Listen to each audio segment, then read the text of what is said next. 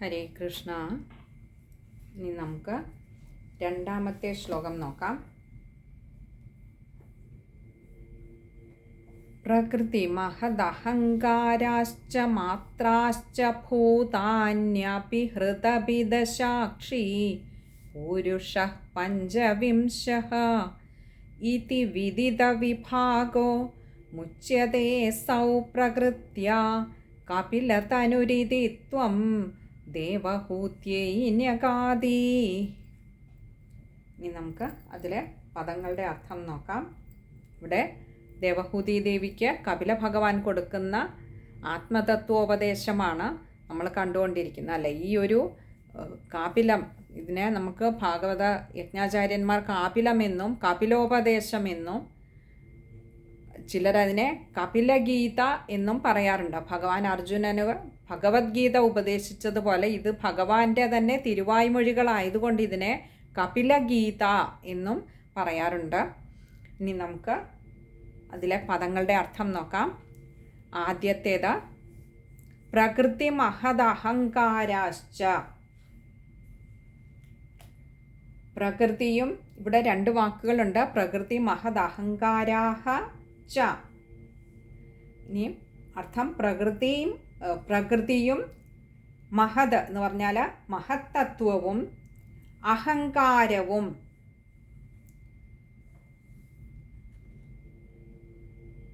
എന്ന് പറയുമ്പോൾ ഈ മൂലപ്രകൃതിയും മഹത്തത്വവും അവിടെ ച വന്നിരിക്കുന്ന എല്ലാം അതും ഇതും എന്നൊക്കെ ചേർക്കാൻ വേണ്ടിയിട്ടാണ്. അതുകൊണ്ട് അഹങ്കാരവും, പിന്നെയോ കഴിഞ്ഞില്ല, മാത്രാശ്ച, മാത്രകളും എന്ന് പറഞ്ഞാൽ പഞ്ച തന്മാത്രകളും. അപ്പോൾ പ്രകൃതി, മൂലപ്രകൃതിയും അതിൻ്റെ മഹത്തത്വവും അഹങ്കാരവും പിന്നെ 5 തന്മാത്രകളും, പഞ്ചതന്മാത്രകളും ഭൂതാന്യപി, ഭൂതാനി അപി, ഇങ്ങനെ 2 വാക്കുകൾ ചേരുന്നതാണ് ഭൂതാന്യപി എന്ന് പറഞ്ഞാൽ ഭൂതങ്ങളും പഞ്ചഭൂതങ്ങളും. ഇനി നമുക്ക് ഇവിടെ പഞ്ചതന്മാത്രകൾ എന്ന് പറയുന്നത് രൂപം, ഗന്ധം, സ്പർശം, ശബ്ദം, രസം.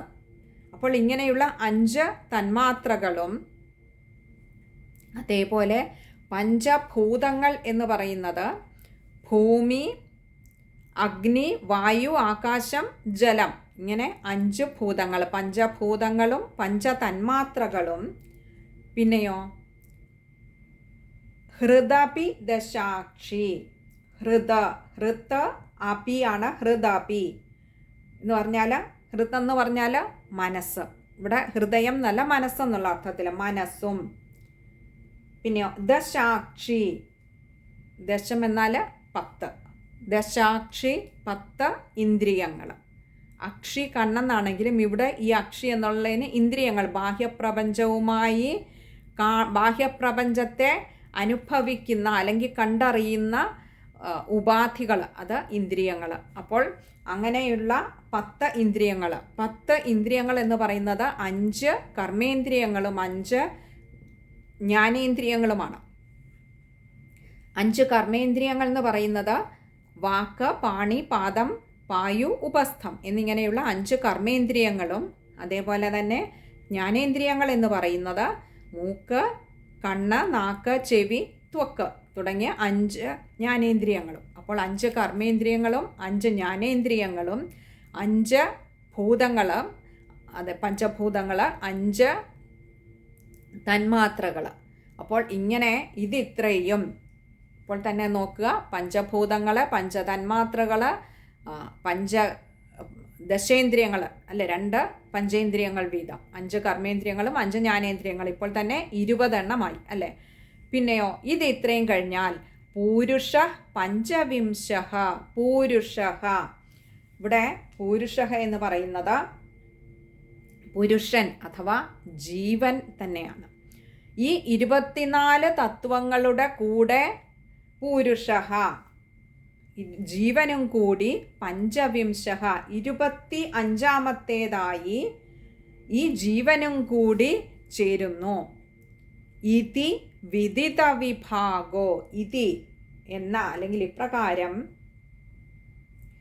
വിദിത വിഭാഗോ ഇപ്രകാരം ഈ തത്വങ്ങളെ 25 തത്വങ്ങളെ 24 തത്വങ്ങൾ 25ാമത്തേതായി ആ ജീവൻ തന്നെ ആ ഭഗവാൻ തന്നെ പുരുഷൻ തന്നെയും കൂടി ചേരുന്നതാണ് എന്ന് അറിയുന്ന വിദിത അറിയുന്ന മുച്യതേ സൗ പ്രകൃത്യ മുച്യതേ അസൗ ആണ് മുച്യതേ സൗ മുച്യതേ എന്ന് പറഞ്ഞാൽ മോചിപ്പിക്കപ്പെടുന്നു അസൗ എന്ന് പറഞ്ഞാൽ ഈ ജീവാത്മാവ് അതായത് ഓരോ സൃഷ്ടിയും മോചിപ്പിക്കപ്പെടുന്നു എന്തിൽ നിന്നും പ്രകൃത്യ എന്ന് പറഞ്ഞാൽ മായയിൽ നിന്നും മോചിപ്പിക്കപ്പെടുന്നു. പിന്നെ പറഞ്ഞു കപില തനുരിതിത്വം ദേവഹൂത്യൈ ന്യഗാതി കപില തനുഹു ഇതി കപില വാസുദേവരായി അവതാരം കൊണ്ട ഭഗവാനെ അവിടുന്ന് ഇപ്രകാരം ദേവഹൂത്യൈ ന്യഗാതി അമ്മയായ ദേവഹൂതി ദേവിക്കായിക്കൊണ്ട് ഉപദേശിച്ചു കൊടുത്തു. അപ്പോൾ ഇവിടെ ഒരു സൃഷ്ടിയുടെ ഏറ്റവും അടിസ്ഥാനപരമായ തത്വം എന്താണെന്നാണ് ഓരോ സൃഷ്ടിയുടെയും പറഞ്ഞു കൊടുക്കുന്നത് അമ്മയായ ദേവഹൂതി ദേവിക്ക്. അപ്പോൾ ആ 24 തത്വങ്ങളെ ആദ്യം പറഞ്ഞു. 5 തന്മാത്രകൾ, പഞ്ചതന്മാത്രകൾ, പഞ്ചഭൂതങ്ങൾ, പഞ്ചേന്ദ്രിയങ്ങൾ 2 5 കർമ്മേന്ദ്രിയങ്ങളും 5 ജ്ഞാനേന്ദ്രിയങ്ങളും അങ്ങനെ 20ഉം മനസ്സ്, ബുദ്ധി, ചിത്തം, അഹങ്കാരം തുടങ്ങിയ 4 അന്ധക്കരണങ്ങളും കൂടി ചേർന്ന് 24 കഴിഞ്ഞാൽ പിന്നീട് ആ 24നോടൊപ്പം ജീവനായി പ്രാണനായി പുരുഷനായി ഭഗവാനെ അവിടുന്ന് തന്നെ ചൈതന്യം നിറയ്ക്കുമ്പോഴാണ് ഓരോ സൃഷ്ടിയും ഉണ്ടാകുന്നത് എന്നറിഞ്ഞാൽ നശിക്കുന്നതായിട്ടുള്ള ഈ പഞ്ചഭൂതങ്ങളുടെയും പഞ്ചതന്മാത്രകളുടെയും പഞ്ചേന്ദ്രിയങ്ങളുടെയും പിന്നാലെ പായാതെ നാശമില്ലാത്തതായിട്ടുള്ള ആ ഒന്നിനെ മാത്രം ആശ്രയിക്കണമെന്ന സൽബുദ്ധി നമുക്കുണ്ടാവുന്നു. ഇതിനെ ഈ രീതിയിൽ ഈ തത്വത്തെ നന്നായി അറിയുന്നവർക്ക്, അതും കൂടി പറഞ്ഞു ഇതി വിദിത വിഭാഗോ, അങ്ങനെ നന്നായി അറിയുന്നവർക്ക്, മനസ്സിൽ ഉറപ്പിച്ചവർ മുച്യതേ സൗ പ്രകൃത്യ, ഈ പ്രകൃതിയിൽ നിന്നും ഈ മായയിൽ നിന്നും അവർ മോചിപ്പിക്കപ്പെടുന്നു. ഏതൊരു സൃഷ്ടിയും ബാക്കി ഈ നമ്മൾ 24 തത്വങ്ങൾ പറയുമ്പോഴും അതിനോടൊപ്പം അവിടെ അതിന് നമ്മൾ പിന്നീടുള്ള ശ്ലോകങ്ങളിൽ ഒരിടത്ത് അത് പറയുന്നുമുണ്ട്. ഈ ജീവൻ പുരുഷൻ എന്ന് പറയുന്ന ജീവാത്മാവ് പ്രവേശിക്കുമ്പോൾ ഒപ്പം ഒന്നുകൂടി അവിടെ ലയിച്ചു ചേരുന്നുണ്ട്. കാരണം ഭഗവാൻ തൻ്റെ സൃഷ്ടികളൊക്കെ നടത്തിയത് തൻ്റെ മായയിൽ നിന്നാണ്. അതുകൊണ്ട് തന്നെ മായ ഇതിനോടൊപ്പം ചേരുന്നുണ്ട്. അപ്പോൾ ഈ മായയാണ് നമ്മളെ സത്യത്തിൽ നിന്നും സത്യത്തിനെ മറച്ചുകൊണ്ട് ഈ അസത്യമായിട്ടുള്ള നിത്യവും നിലനിൽക്കുന്നതല്ലാത്തതായിട്ടുള്ള ഈ ഇന്ദ്രിയങ്ങൾക്കും ഇന്ദ്രിയ വിഷയങ്ങൾക്കും പിന്നാലെ പായുന്നതിന് കാരണമായി തീരുന്നത് ഈ മായയാണ്. അത് സ്ഥായീഭാവമില്ല അതിനെ എന്ന് മനസ്സിലാക്കിയാൽ എന്നും നിലകൊള്ളുന്ന, അല്ലെങ്കിൽ ഈ ജീവൻ ഓരോ സൃഷ്ടിയും എന്ന് പറയുന്നത്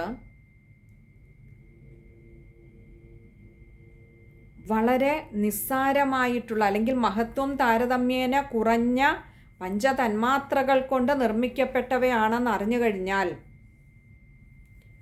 പഞ്ചഭൂതങ്ങൾ കൊണ്ട് നിർമ്മിക്കപ്പെട്ടവയാണെന്ന് അറിഞ്ഞു കഴിഞ്ഞാൽ, ഇതിനെ ഒക്കെ പ്രകാശിപ്പിക്കുന്നത് യാതൊന്നാണോ അതാണ് ശരിയായ സത്യമെന്ന് തിരിച്ചറിഞ്ഞു കഴിഞ്ഞാൽ, അങ്ങനെ അറിഞ്ഞവരാണ് യോഗീശ്വരന്മാരൊക്കെ. അതുകൊണ്ടാണ് ആ ഏകമായ ആ ഒരു സത്യത്തിൻ്റെ പിന്നാലെ ആ ഒരു സത്യത്തെ മുറുകെ പിടിച്ചുകൊണ്ട് ഈ ദേഹബോധത്തിൽ നിന്നും അവർ മുക്തരാവുന്നത്. ഈ ദേഹബോധം അല്ലെങ്കിൽ ദേഹസംബന്ധമായ വിഷയം നമുക്കുണ്ടാകുന്നത് ഈ മായ കൊണ്ടാണ്. മായയുടെ ഒരു കളിയാണതൊക്കെ. ഈ ദേഹസംബന്ധമായ വിഷയങ്ങളിൽ മനസ്സ് വ്യാപരിക്കുന്നത് തന്നെ ഞാൻ ഈ ദേഹമാണ് എന്നുള്ള ഒരു ബോധത്തിൽ നിന്നാണ്. അവിടെയാണ് മാനാപമാനങ്ങൾ ഉണ്ടാവുന്നത്. ഭയം രോഷമൊക്കെ ഉണ്ടാവുന്നത് അവിടെയാണ്. സന്തോഷം ദുഃഖമൊക്കെ ഉണ്ടാവുന്നത് അവിടെ നിന്നാണ്. അപ്പോൾ ഞാൻ ഈ ദേഹമാണെന്നുള്ള അബദ്ധധാരണ മാറണമെങ്കിൽ ശരിയായ ജ്ഞാനം അല്ലെങ്കിൽ ശരിയായ സത്യമായ ഒന്നിനെ അറിയണം. ഈ പ്രകൃതി വിഷയങ്ങളിലുള്ള നമ്മുടെ ആസക്തി അതൊരിക്കലും ആ ആസക്തിയെ കുറയ്ക്കുകയല്ല, അത് അനുനിമിഷം കൂട്ടുകയേ ചെയ്യുകയുള്ളൂ. അത് അനുഭവിക്കും തോറും അതെന്തുമായിക്കോട്ടെ,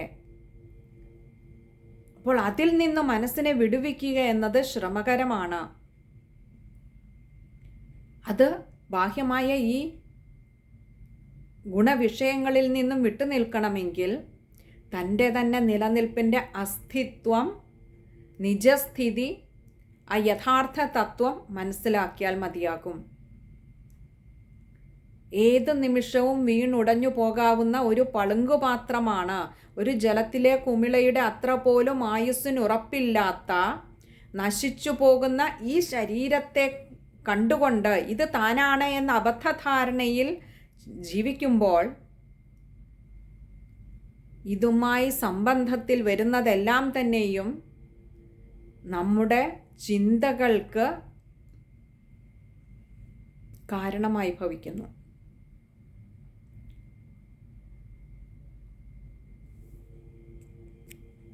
ആ ചിന്തകളാണ് നമ്മുടെ ഓരോ കർമ്മത്തിനും അടിസ്ഥാനമായി വരുന്നത്. ഈ കർമ്മങ്ങളാണ് നമ്മുടെ ജീവിതത്തിലേക്ക് ദുഃഖങ്ങളും സുഖങ്ങളും കൊണ്ടുവരുന്നത്. ചില കർമ്മങ്ങൾ നമ്മുടെ ജീവിതത്തിൽ ദുഃഖങ്ങൾ തരും, ചില കർമ്മങ്ങൾ സുഖങ്ങൾ തരും. അപ്പോൾ ഈ സുഖത്തിലും ദുഃഖത്തിലും അതിനനുസൃതമായി വീണ്ടും ചിന്തകൾ പായുമ്പോൾ വീണ്ടും കർമ്മങ്ങളും അതേ അളവുകോലിലാണ് പുറത്തേക്ക് വരിക. അത് മനസ്സുകൊണ്ടായിക്കോട്ടെ, വാക്കുകൊണ്ടായിക്കോട്ടെ, ചിന്ത കൊണ്ടായിക്കോട്ടെ, കർമ്മം കൊണ്ടായിക്കോട്ടെ, എല്ലാ കർമ്മങ്ങളും പിന്നീട് അതിലാണ് നിലകൊള്ളുന്നത്. ആ സുഖ ദുഃഖങ്ങളിലാണ് നിലകൊള്ളുന്നത്. ദുഃഖത്തിലിരിക്കുമ്പോൾ അതിനനുസൃതമായിട്ടാണ് നമ്മുടെ ചിന്തകൾ വർത്തിക്കുന്നത്, നമ്മുടെ കർമ്മങ്ങൾ നീങ്ങുന്നത്. വീണ്ടും അത് സുഖത്തെയോ ദുഃഖത്തെയോ പ്രദാനം ചെയ്യും. വീണ്ടും ഈ സുഖദുഃഖങ്ങൾ വീണ്ടും വീണ്ടും വീണ്ടും നമ്മളെ അതിലേക്ക് അങ്ങനെ വലിച്ചു കൊണ്ടുപോവുകയാണ്. മായ അതങ്ങനെ ഒരു ചുഴി പോലെ നമ്മളെ പിടിച്ച് അതിലേക്ക് മുക്കുകയാണ് അനുനിമിഷം. അതിന് ഈ സംസാരത്തിലെ വിഷയങ്ങളുമായി, വ്യക്തികളുമായി, സാഹചര്യങ്ങളുമായി നമ്മൾ അങ്ങനെ വല്ലാതെ ബന്ധനത്തിലായി പോകുന്നു, നമ്മൾ പോലും അറിയാതെ. അപ്പോൾ ഇതിൽ നിന്നൊക്കെ നമുക്ക് മുക്തി നേടണമെങ്കിൽ ഈ 24 തത്വങ്ങൾ നന്നായി വേർതിരിച്ച് മനസ്സിൽ ആ അറിവിനെ ഉറപ്പിക്കണം. ഉറപ്പിച്ചു കഴിഞ്ഞാൽ താൻ ഇതല്ല എന്ന് മനസ്സിലാക്കി കഴിഞ്ഞാൽ പിന്നെ മാനാപമാനങ്ങളൊന്നും നമുക്കുണ്ടാവുകയില്ല. ഈ ദേഹമാണ് താനെന്ന് കരുതുന്നിടത്തെ മാനവും അപമാനവും ഉണ്ടാവുകയുള്ളൂ. കാരണം ഈ നശിക്കാത്ത ഒന്ന് മാത്രമാണ് താനായി തന്നെ ഇവിടെ ഈ നമുക്കറിയാം, നമ്മളൊരു ഇപ്പോൾ കളിമണ്ണ് കൊണ്ടൊരു പ്രതിമയുണ്ടാക്കിയാൽ ആ പ്രതിമ ഏത് നിമിഷവും ഉടഞ്ഞു പോകാം. പക്ഷെ അതിനുള്ളിൽ ഒരു ജീവൻ കൊണ്ടുവന്നാൽ ആ കളിമണ്ണ് ഉടഞ്ഞു പോയാലും കളിമണ്ണുള്ളപ്പോഴും അത് നിലനിൽക്കും, അല്ലേ? ഇതേപോലെ ഇതുടഞ്ഞു പോയാലും ആ ഞാൻ എന്ന എൻ്റെ ഉള്ളിലിരുന്ന് എന്നെക്കൊണ്ട് പറയിപ്പിക്കുന്ന ആ ചൈതന്യം, ആ ഞാൻ അപ്പോഴും നിലനിൽക്കുമെന്ന് അറിഞ്ഞു കഴിഞ്ഞാൽ ഈ ഉടഞ്ഞു പോകുന്ന മൺപാത്രത്തിനു വേണ്ടി ഈ ലോകത്തെയൊക്കെ വെല്ലുവിളിക്കാനും ലോകത്തെ തൻ്റെ കാൽച്ചുവട്ടിലാക്കാനും പുറപ്പെടുകയില്ല. ഞാനെന്നും എൻ്റേതെന്നുമുള്ള ഒരു ഭാവമില്ല. കാരണം ഇവിടെ ആ ഒന്ന് മാത്രമേയുള്ളൂ എന്ന് നമ്മൾ തിരിച്ചറിയും.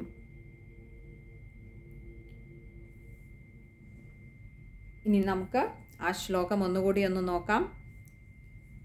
പ്രകൃതി മഹദഹങ്കാരാശ്ച മാത്രാശ്ച ഭൂതാന്യപി ഹൃദപിദശാക്ഷി പുരുഷഃ പഞ്ചവിംശഃ ഇതി വിദിത വിഭാഗോ മുച്യതേ സൗ പ്രകൃത്യാ കപിലതനുരിതി ത്വം ദേവഹൂത്യൈന്യഗാദി.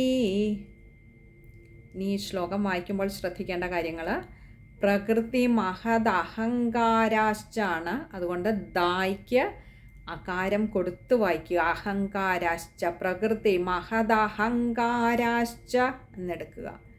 പിന്നെ അടുത്തത് മാത്രാശ്ച ഭൂതാന്യപി, അത് ചേർത്തെടുക്കേണ്ടതാണ്. ഇനി അതിന് പറ്റുന്നില്ല എങ്കിൽ ഭൂതാനി അപി എന്ന് വായിക്കുക. ഭൂതാനി എന്ന് മുകളിൽ വായിക്കുക. പ്രകൃതി മഹദഹങ്കാരാശ്ച മാത്രാശ്ച ഭൂതാനി അപി ഹൃദപി എന്ന് അങ്ങനെ എടുക്കുക. പിന്നെ അടുത്തത് പൂരുഷ പഞ്ചവിംശ, രണ്ടിടത്തും വിസർഗമുണ്ട്. രണ്ടും ഒന്ന് പകുതി ഹകാരത്തിൽ വായിക്കുക. അതേപോലെ തന്നെ കപിലതനുരിതിത്വം ദേവഹൂത്യൈന്യകാതി, അവിടെയും ഒരു വിസർഗമുണ്ട്. അതും പകുതി ഹകാരത്തിൽ വായിക്കുക. ഇത്രയും കാര്യങ്ങളാണ്. ഇനിയും ആ ശ്ലോകത്തിൻ്റെ അന്വയക്രമത്തിലുള്ള പദവിന്യാസം നമുക്ക് നോക്കാം. പ്രകൃതി മഹദഹങ്കാരാഹ ച മാത്രാഹ ച ഭൂതാനി അപി ഹൃദ് അപി ദശാക്ഷി പഞ്ചവിംശഃ പൂരുഷഃ ഇതി വിദിതവിഭാഗഃ അസൗ പ്രകൃത്യാമുച്യത്തെ ഇതി കപിലതനുഃ ത്വം ദേവഹൂത്യൈന്യകാദീഃ. ഒന്നുകൂടി പറയാം. പ്രകൃതി മഹദഹങ്കാരാഹ ച മാത്രാഹ ച ഭൂതാനി അപി ഹൃദ് അപി ദശാക്ഷി പഞ്ചവിംശഃ പൂരുഷഃ ഇതി വിദിതവിഭാഗഃ അസൗ പ്രകൃത്യാമുച്യത്തെ ഇതി കപിലതനുഃ ത്വം ദേവഹൂത്യൈന്യകാദീഃ. ഇത്രയും കാര്യങ്ങളാണ് ആ ഒരു ശ്ലോകവുമായിട്ട് ചേർത്ത് നമ്മൾ കഴിയുന്നത്ര ഇപ്പോൾ ചുരുക്കി പറയുകയാണ്. നമുക്കറിയാം വീഡിയോ അല്ലെങ്കിൽ വളരെ ലെങ്തി ആയി പോകും എന്നുള്ളത് കൊണ്ടൊന്ന് ചുരുക്കിയാണ് പറയുന്നത്. ഹരേ കൃഷ്ണ.